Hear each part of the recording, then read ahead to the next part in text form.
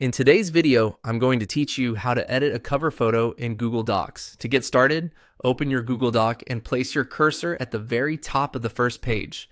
This is important because your cover photo will be inserted exactly where your cursor is positioned, so placing it at the top helps keep the layout clean and makes the image feel like a proper cover. Next, go to the top menu, click Insert, and then choose Image.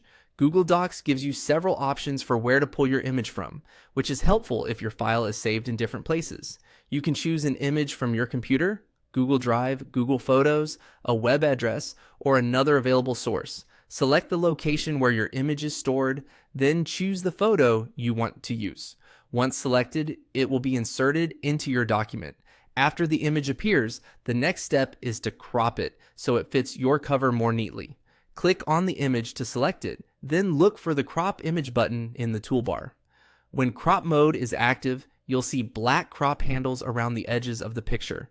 Drag those handles inward or outward to remove any unwanted parts of the image and focus on the area you want to keep. This is especially useful if the original image includes extra space or distracting elements that don't belong on the cover.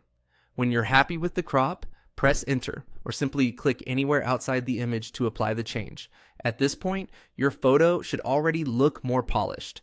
Now, it's time to fine-tune the image even further using Image Options. Click the image again to select it, then choose Image Options from the toolbar. If you don't see it there, you can also right-click the image and select Image Options from the menu.